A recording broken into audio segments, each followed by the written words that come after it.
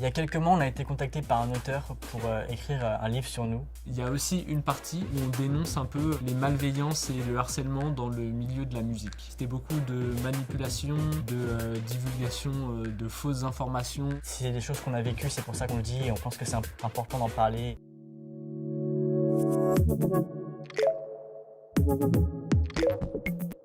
Bonjour, on est Esteban Dani Diego. Je m'appelle Esteban, j'ai 22 ans, je suis auteur, compositeur, interprète et je suis en duo avec mon cousin Diego. Je m'appelle Diego, j'ai 26 ans, je suis chanteur et guitariste. Je suis aussi ingénieur dans l'aéronautique. Et bienvenue Sur Papillon Action.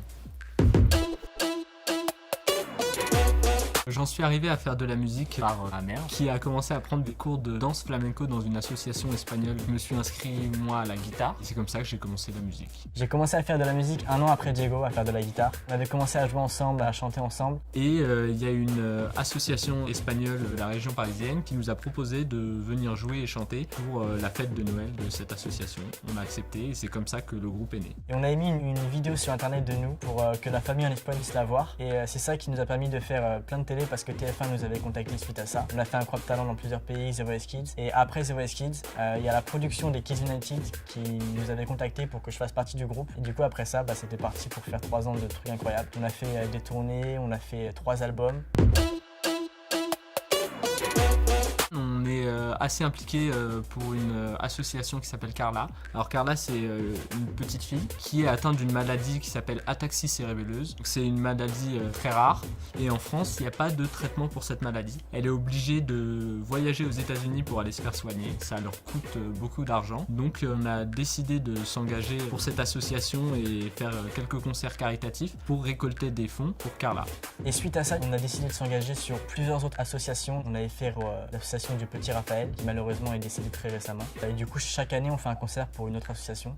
Très récemment aussi, suite à une vidéo que j'ai postée sur TikTok qui parlait du suicide, le 3114, qui est le numéro national de prévention contre le suicide, m'a contacté pour faire une campagne de prévention sur cette chanson. Et pour moi, c'est aussi une forme d'engagement. Alors on a toujours été touché avec Esteban par la cause des enfants et des personnes en détresse. On aimerait surtout continuer à s'engager pour les enfants. Un autre engagement que j'ai pu avoir aussi, c'était pendant les Kids United, parce que le projet en fait c'était un projet pour l'UNICEF. On est allé au Liban, on est allé au Maroc, on est allé sur le terrain vraiment voir les enfants dans des orphelinats, dans des villages très reculés où ils n'avaient pas accès à l'eau. Ça m'a vraiment fait prendre conscience de la chance qu'on avait et ça nous a aussi prendre conscience qu'on devait aider encore plus et s'engager encore plus. Avec Diego, on a décidé de continuer à s'engager pour l'UNICEF. On a sorti un single Dans la poussière dont tous les bénéfices sont reversés à l'UNICEF et on continue encore à aider l'UNICEF comme on le peut. Il y a quelques mois, on a été contacté par un auteur pour écrire un livre sur nous. Dans ce livre, on raconte toute notre histoire depuis qu'on a commencé la musique, avant, nos premières télés, les Kids United, la suite. Il y a aussi une partie où on dénonce un peu les malveillances et le harcèlement dans le milieu de la musique. C'était beaucoup de manipulation, de divulgation de fausses informations sur nous, sur notre entourage, et pas toujours tout rose. C'est des choses qu'on a vécues, c'est pour ça qu'on le dit et on pense que c'est important d'en parler.